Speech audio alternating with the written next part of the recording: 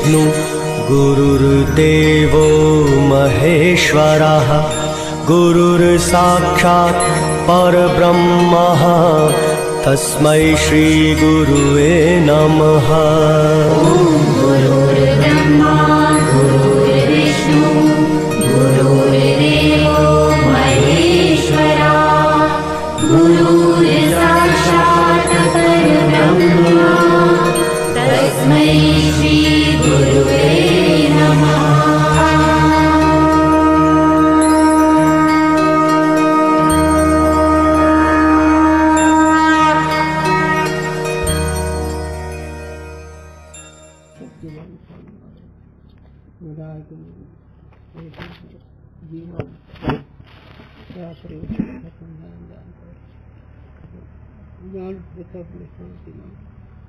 दिवस भाव कुठे भगवान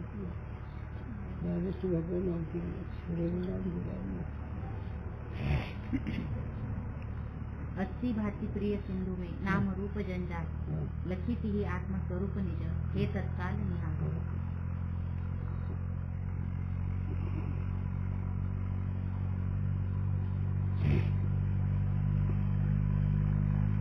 और शक्य अर्थ के एक देश को त्यागी के एक देश के बोध में वक्ता का तात्पर्य होवे तहा भागत्याग लक्षण होवे।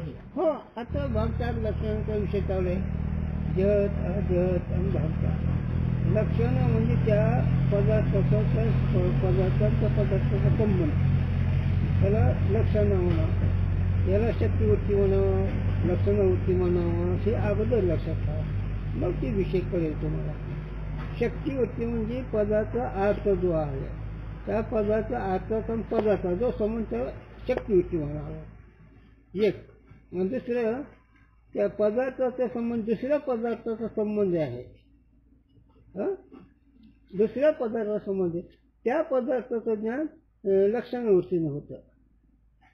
म्हणून हे उदाहरण लक्षात म्हणजे आता हे सिद्धांत चालू आहे, अनुभवाचा विषय चालू आहे। आता पुन्हा वाचा, आता त्यांच्या लक्षणा करता ही बोललो, आता वाचा आताच वाक्य। शक्य अर्थ के एक देश को त्यागी के एक देश के बोध में वक्ता का तात्पर्य आता शक्य अर्थ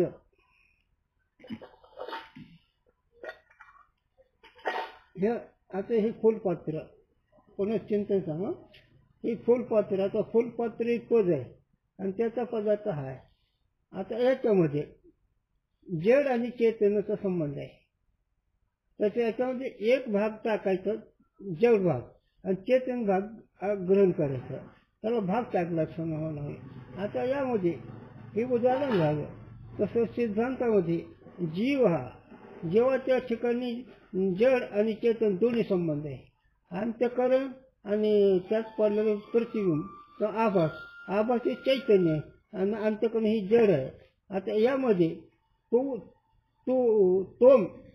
तोम पद याच्यामध्ये अंतःकरणाचा त्याग करायचा आणि अंतःकरणामध्ये असणं चेतन ते कुठे असतात स्वरूप असतं द्यायचं, तिथे भाग त्याग झाला।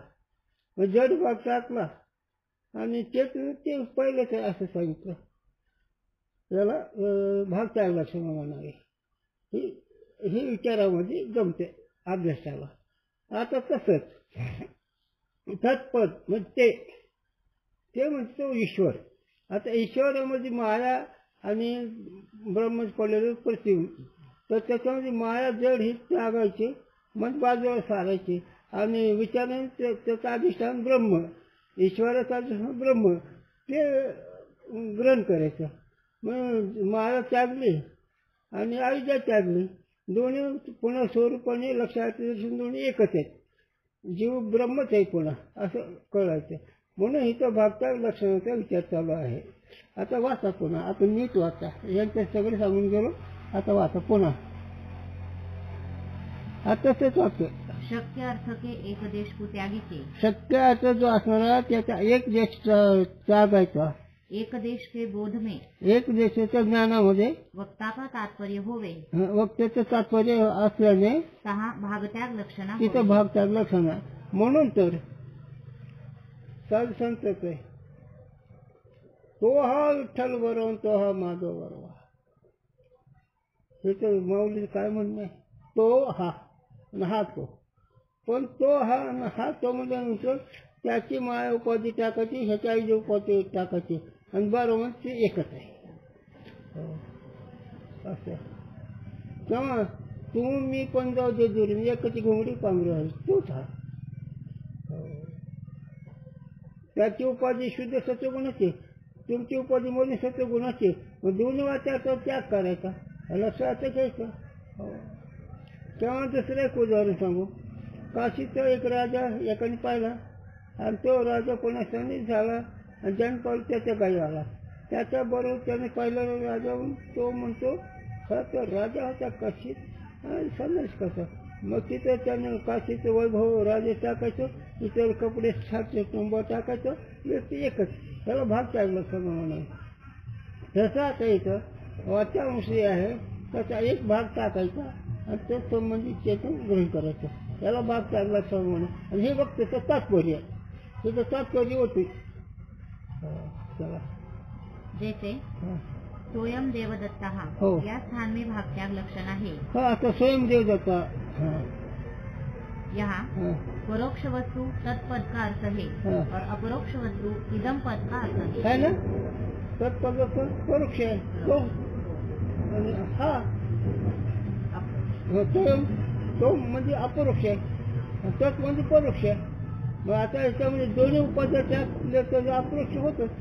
म्हणून आज सकाळी चिंता आठवलं, गुरुजींनी सांगितलं याच्या संबंधी.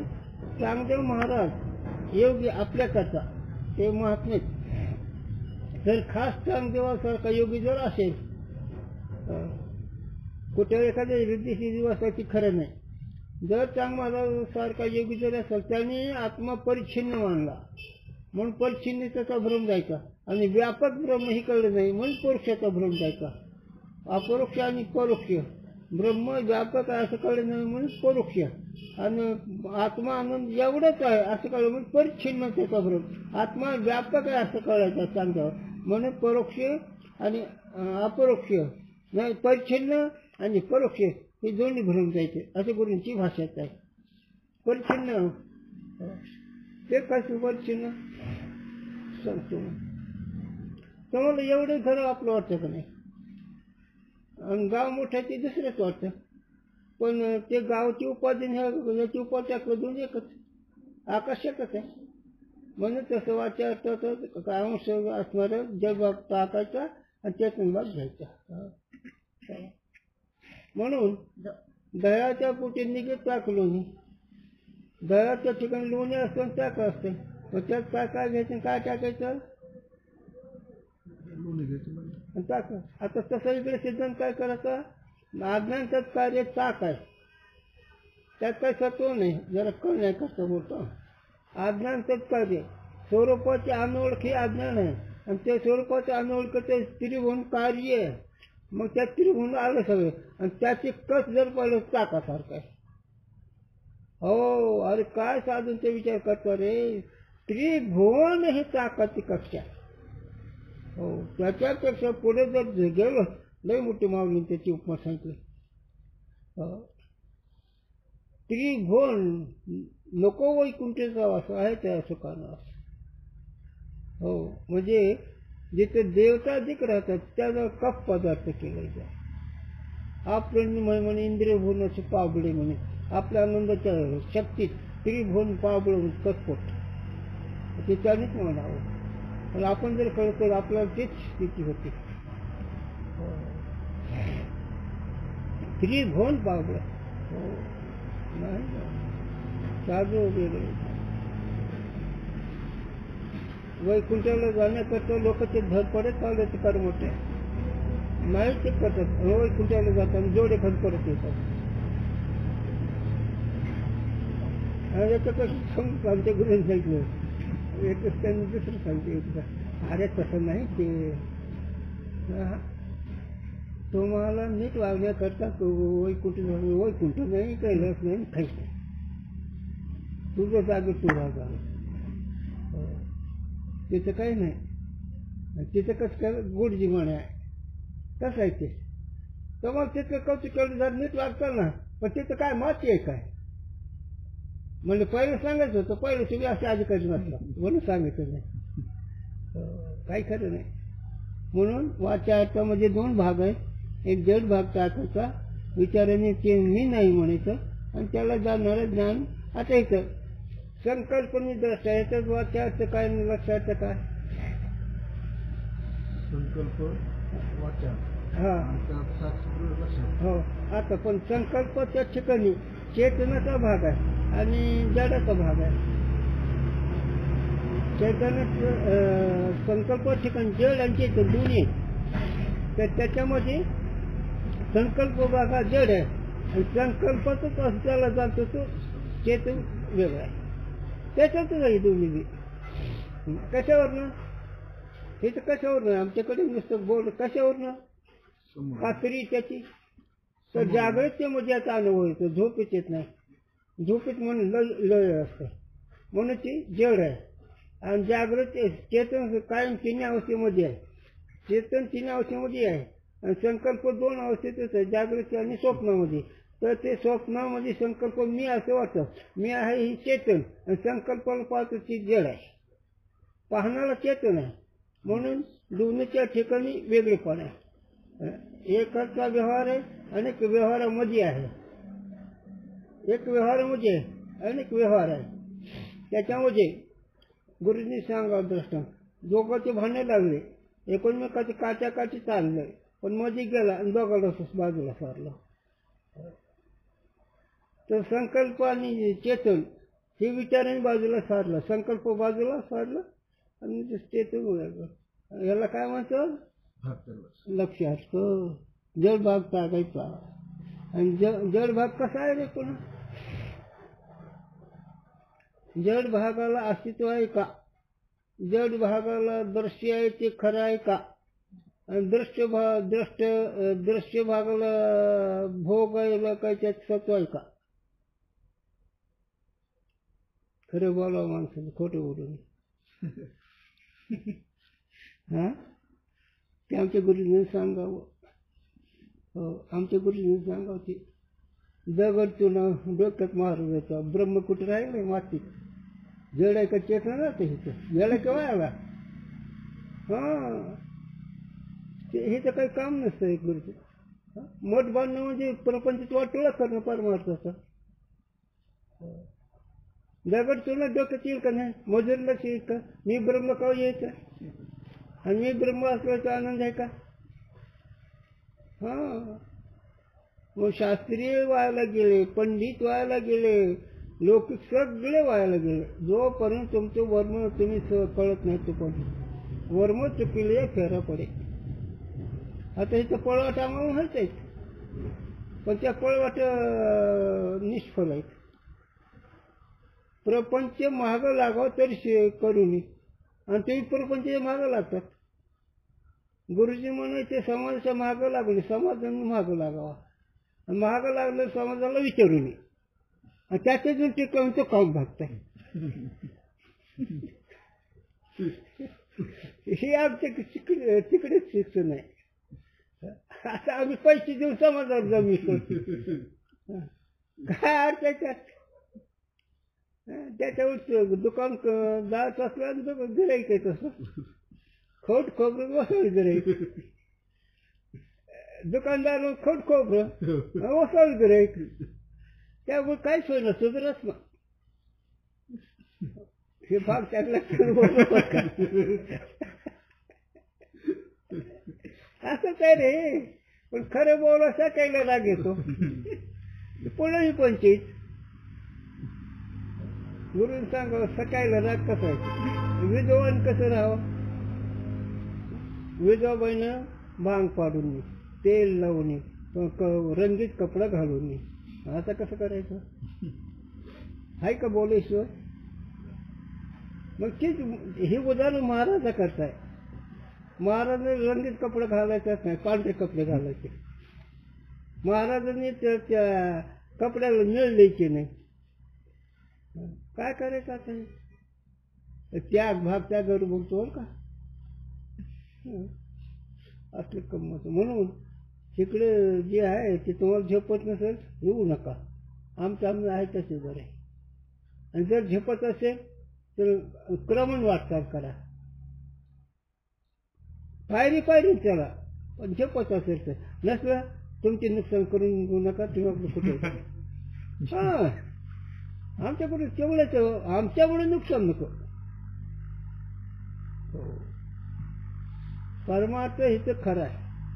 तिकडून आले आता तिकडे जायची गरज तिकडे आणत मला काय असं ते कसं असं तिकडून आलो ते कसं असं पण गणित असं आहे. तुम्हाला आपलं तरी इथं आणि तुझं राहिलं तर राष्ट्रवादी कल्याण इथे जर राहिलं ना राष्ट्रवादी कल्याणाचं आहे. कारण विष खाल्यावर माणूस मरतो, पण अमृत प्यायल्यावर जपले. अमृत प्यायला मिळते, अमृतच प्यायचं झालं, विष प्यायचं नाही. विष प्यायला गोड आहे, पण पर्यावसन नरकाला आहे. अमृत प्यायला कठीण आहे, पण अविनाश सुख आहे. असं मोठं हे विचार करावा लागतो रे. दकारादी वर्ण विशिष्ट. हा दकारादी वर्ण हो हो विशिष्ट देवदत्त हा सोहम नामवाला. देवदत्त याचा विचार चालू आहे ना. हा, दकारादी वर्ण विशिष्ट नामवाला पुरुष शरीर हा. देवदत्त पद का अर्थ है? आता देवदत्त पदाचा अर्थ काय होतो? द अधिक दकार अधिक हे अवयव आहे. त्या दोन्ही एकत्र राहून पद होतं, म्हणून देवदत्त. हा आता स्वयं देवदत्त का नसतो देवदत्त? हा स्वयं देवदत्त हा हा स्वयं देवदत्त. आता स्वयं म्हणजे तो हा. आता पण आता तो हा सोहम इथं थांबायचं, आणि दत्त हा हे दत्त अधिक दकार हे दोन्ही अवयव पदाचे आहेत, आणि त्या पदाचा षटकार ती व्यक्ती आहे. पण तो म्हणजे ते जेवढं पाहिलेला तोच हा. तसं सोहम म्हणजे तो मी आहे. म्हणजे ऊर्ध्वमुख आलेला सोहम शब्दाचा नाद घेऊन आला जा नीच तो नीच बोध स्वरूपी मिळवले नाव ठेवले भेद. सोहम तुकोबाराचा अभंग आहे. तर तुम्ही आंधळा मुलाकार पण ते वरची निवृत्त झाली जन्म सुखमी निवृत्त शून्य सांगते ते. ऊर्ध्वमुख आलेला सोहम शब्दाचा नाद. ऊर्ध्वमुख म्हणजे परावाचे पहिलं मुख आहे. ऊर्ध्व म्हणजे वर असं नाही. आम्ही पाहिलेलं म्हणून हात ऊर्जा उलट वर पोहोचतो.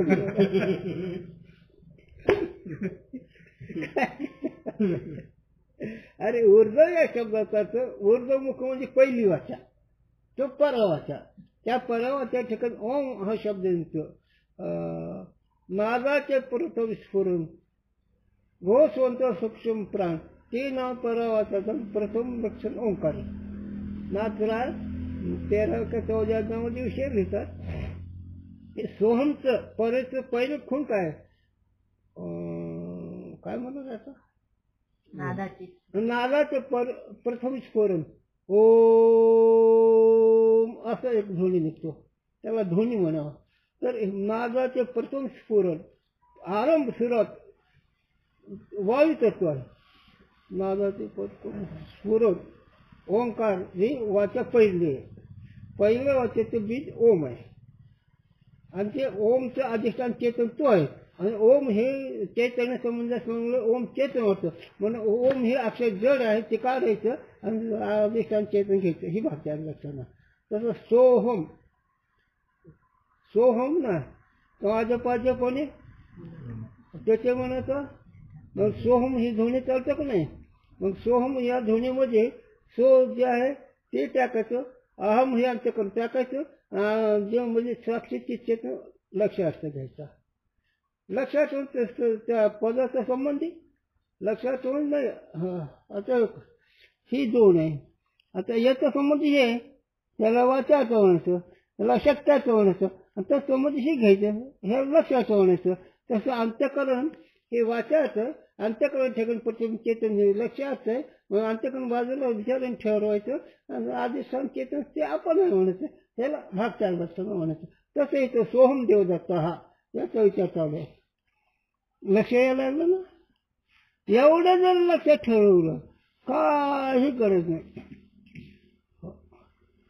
फक्त गुरुजीने एकच सांगा, नाक सांभाळा म्हणजे अनुभव विसरू नका. नाक सांभाळणं म्हणजे परमार्थाचा अनुभव सांभाळणं. बाकीचं काय असेल नसेल. त्याचं उदाहरण दुसरं सांगू गुरुजीनं, बाईनं कुंकू सांभाळावं, अलंकार असेल तर नसेल, पण कुंकू ही शक्ती आहे. अलंकार घातलं सुवासिनीबाईला कोणी विचार, कुंकू असलं सुवासिनीबाईला विचारताय. हो, त्याचा अनुभव असल्यावर साधू संत मग त्याची किंमत असते. विषय पामरात किंमत नसते. विषय पामर मग त्या जातीच्या लोकांची किंमत असते. असं ते. आणि डोळेच पुरुषच डोळसाची किंमत करीन, ज्ञानी ज्ञानीची किंमत करीन, कलावंत कलावंताची किंमत करीन. ज्याच्या विषयाची तज्ञची त्याची किंमत करतील का नाही. असं ते. नाहीतर आमच्या शंकर महाराजांचं लय हसायचं. गाडोनी त्या उंट्याचं वर्णन केलं, उंट्यानं गाडोचं वर्णन केलं. त्याला काय अर्थ आहे. म्हणजे याचं काय अर्थ नसतं. तसे ही लोक आहेत उंटाने गाडव. हो, गाडव काय उंट दादा तुझं किती अवयव चांगले आहेत, नीट आहे. उंट म्हणतो गाडव दादा तुमचा इतका स्वर गोड आहे. काय आमचे महाराज असे आहेत की म्हणते हे आमचे गुरुबंधू असेल मागतीच जा सगळे. काय हे काय त्याला काय कराल तुम्हाला. हे गाडवले उंट याच्या भीतीच्या कीर्तनकार म्हणते गुन्हा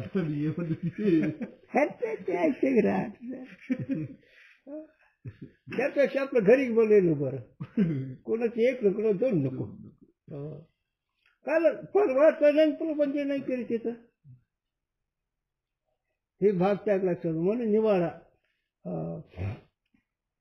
जगदेव परी निवडीन मिळाले ज्ञानचांदोई बहार होते.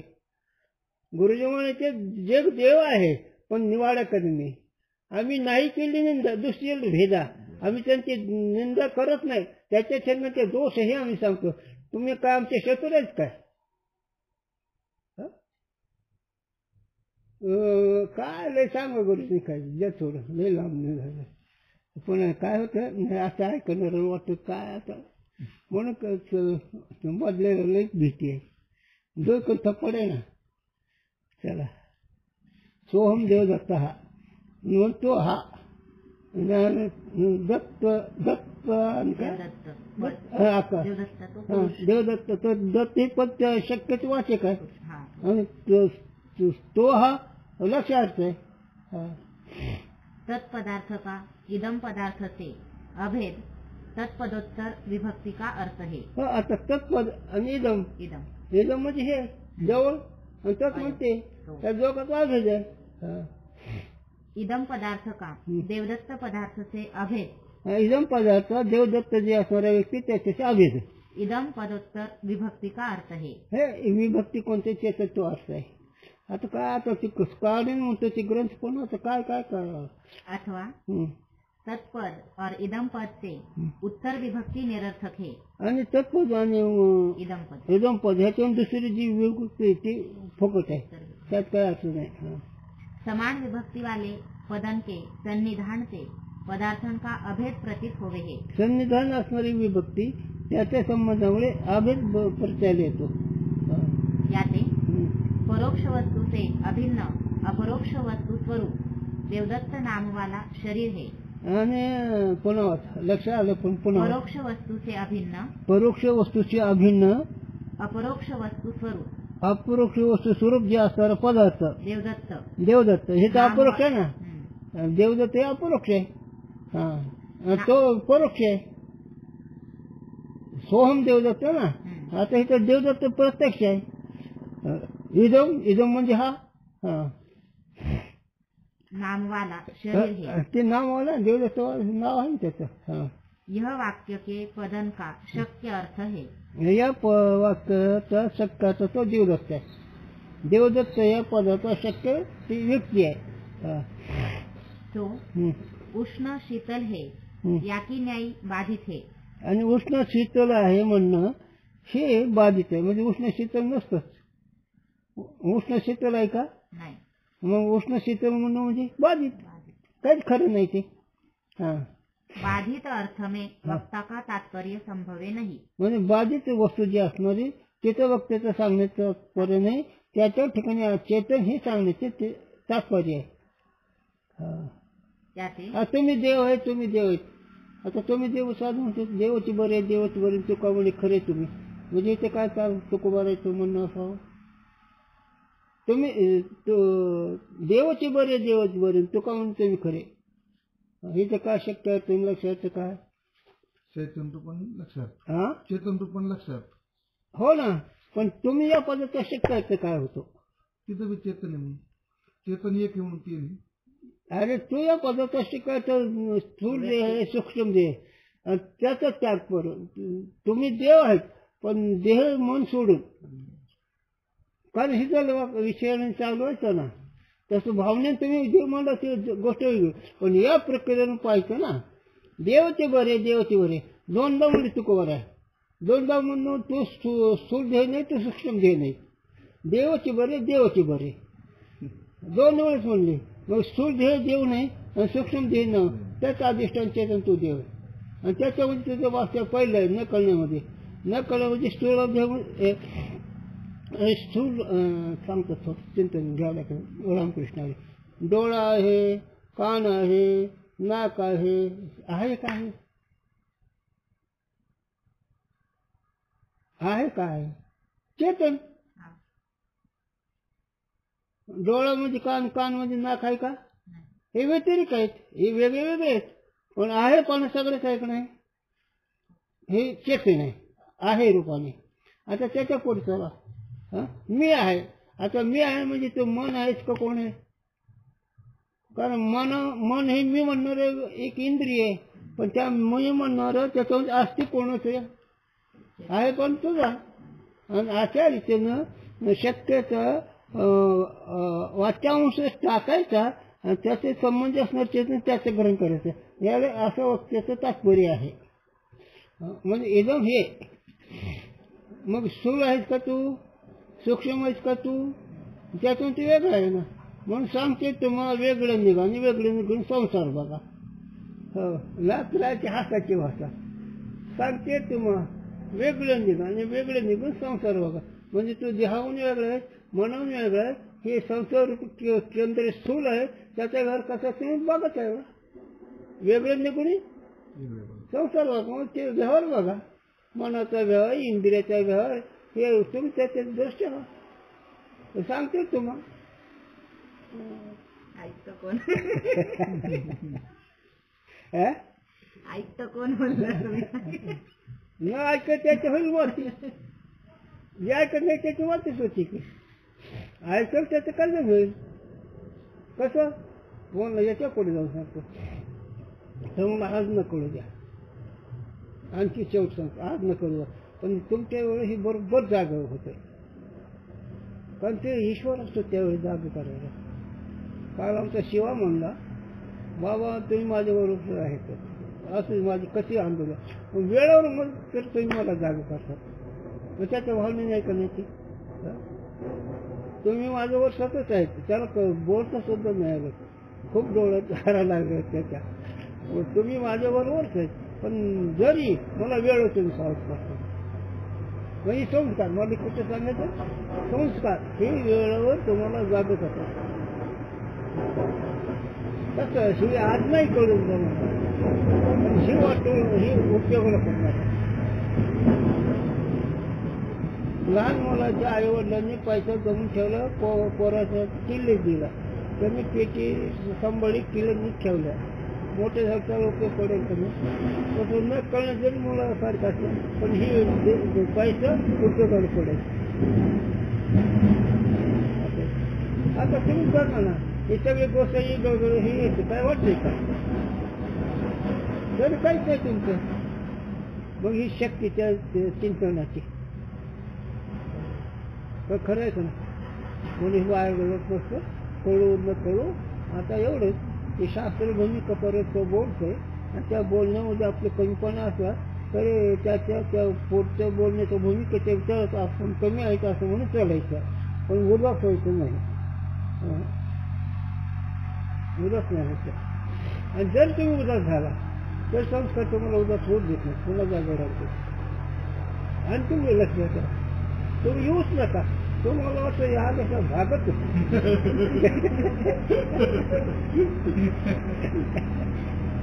आहे का ते? ही शक्य आहे. व्यवहारात मी जाऊन देत नाही. हा, ही शक्य आहे. ज्ञानोबाला शिकवायची शक्य आहे, तुमच्या आमची नाही. तुम्ही मोठ्याचे लेकर आहेत, ज्ञानोबर आहे शिकवायचे लेकर आहेत तुम्ही. ते कसं व्हायला शक्य नाही. म्हणून ही लांब का आलो मी, की हे भागच्या लक्षणामध्ये देवचे बरे, त्याच्यावरती अंतकरण बाजूला ठेवायचं, स्थूल देह बाजूला ठेवायचं. हे न कळण्यामुळे अंगावर आलं. आणि स्थूल देह, सूक्ष्म देह, आता याला गुरुजीने सांगावं, स्थूल देहाला आई वडीलच, सूक्ष्म देहाला आई आहे, पण कारण देहाला आई नाही, बापही नाही. आता सूक्ष्म देहाची आई कोण? अज्ञान. कारण अज्ञानापासून सूक्ष्म देह झाला, आणि आईबापापासून हा स्थूल देह झाला. आता आईबापापासून झाला का नाही कोण, पण आपलं एक क्रम सांगायचा. हे सगळं अज्ञानाचं कार्य आहे. काय खरं नाही. जर ह्याला चांगलं लक्षात राहिलं असेल ऐकणार नाही, स्वप्नामध्ये जन्म भावाचा भ्रम आहे का काय? आहे का काय तिथं? पण आई लेकरू गाय वासरू दिसते का नाही? मग केवढा भ्रम आहे. जन्य भाव कसा त्या अज्ञानाने तुम्हाला पक्का करून टाकलाय. अज्ञानाने जन्य भाव निश्चित करून टाकलाय स्वप्नामध्ये. स्वप्न मग पाहायचं का भोगायचं? सांगतो तुम्हाला नाही कळ गुरु, पाहायचं नाही, भोगायचं नाही, कळायचं. स्वप्न कसंही कळायचं. हो, कसं आहे ते? अधिकार परत त्रिगुण असा एक आहे, नाशवंत नंबर पहिला आहे, आणि लटिकावर नंबर तिसरा असं आहे. तसं ध्यानिक जगत त्या कक्षात आहे. लटिकाय रहत ज्याला कळतं दृष्टी सृष्टीवाद प्राप्त झाला, आणि असाच ज्याला कळलं त्याला विवर्षवाद प्राप्त झाला, आणि नाशवंत त्याला आरंभवाद प्राप्त झाला. शास्त्रीय प्रक्रिया म्हणून गुरुचा व्हावा माणसाने. विधीनं आईवडिलांची सेवा करा कर्मशास्त्र दृष्टीनं. कर्म त्यांची किंमत आहे, पण परमार्थामध्ये श्री गुरु आई आहे. गुरु हा भक्तावर लाजिमा आहे. गुरु भक्तावर दुबत असे. गुरु हा सुखाचा असा करू. गुरु हा प्राण विसावा माझा. गुरु विन देव दुबं नाही किल्लती. उद्या कोणते बरे वा हे जाऊ दे ना. आज सकाळी इतकं होत वाटली आयुष्यात पहिला आवाज सकाळचा. ते आवाज कसा आयुष्यात माझ्या पहिला तो आवाज गुरु माऊली हे भजन आणि आवाज हे असलं मृत्यूला वाद्य नव्हतं. इतका गोड आवाज मी उठून पळत असतो गुप्त काय इथून उठून तिथं जाऊस तर गुप्त. इतका आवाज आयुष्यात पहिली चळणी ऐकली. गुरु माऊलीचं भजन आणि वाद्य हे नव्हतं. आज दिवस उठते डोक्यात चक्कर आहे. आता नाही हिचं आज पाचची गोष्ट, आजची पाचची गोष्ट भजन. हो गुरु माऊली गुरुजीचं आणि आवाज मृत वाद्य नव्हतं. ते आवाज काय वेगळा होता. आणि काय ते झणत्कार, ते आवाज मोठा, ते गुरु माऊलीचं इतकं भजन गोड, ते काय पळत असं गुप्त झालं. आजचीच गोष्ट आहे. त्याचं एकच कारण असं महाराजांच्या ठिकाणी सेवा चालू आहे, त्याच्यामुळे बरेच चमत्कार घडायला लागले. आणि त्याला एकच मागायचं, तुम्ही माझं चिंतन वाढेल असं रूप घ्या. माझं चिंतनच विक्षेप होईल असं ते रूप घेऊच नका. मला त्याची काही गरज नाही. रिद्धी सिद्धीमध्ये सुद्धा गुंतवू नका. संतांचं काय म्हणणं आहे, नाथ महाराजांनी काय सांगितलं. हा तुला आवाज इतका गोड सांगण्यासारखाच नाही. अभंग कोणता होता? जय जय गुरु आज माऊली एवढंच. असं ते इतकं आता काय करायचं जाऊस तर न ते धरलं असतं पाहिजे हलू दिलं असतं पण करावंच का आपण कमी पडलो पहाटे सकाळी चिंतन हा सकाळी चिंतन पहाटे पहाटे दररोज एका जवळ जर मी आळस त्याला म्हणाने तर बरोबर त्यावेळेस चालू असते ती मंत्री होती चिंतन चालू असतात एका जवळच होते तसं बरोबर ते आता वयमानाने झोप बी येत नाही आणि चालूच असतं आता शरीरात सत्व नसल्यामुळे झोप येत नाही 1-2-3 घंटे झोपले झाले तर नाही तर झोप येत नाही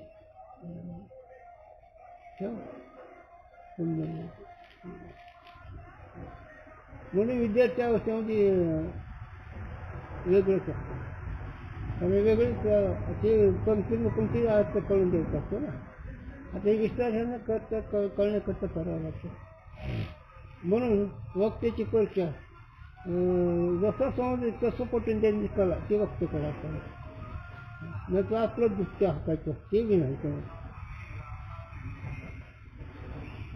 वक्त संवाद पाहिजे पण फायदा झाला पाहिजे ऐकणाराचा एक गोष्ट जरी कळली काम भागते त्याचं काही होत नाही त्याचं काहीच होत नाही ही शक्तीच अशी नाही काय ईश्वरांचं त्या दिलेलं तुकोबा इथे गुलाम काळ झाला नोकर झाला गुलाम झाला बंदिस्त झाला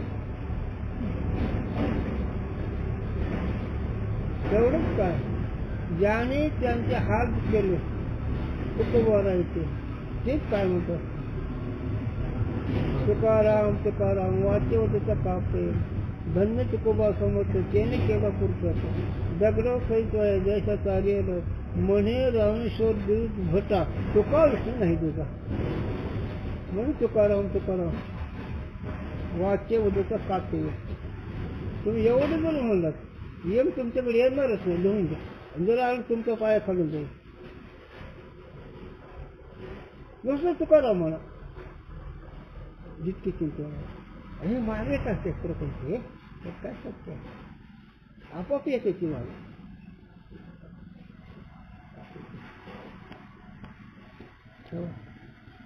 बघा तुम्ही तुमचं बाजू देतात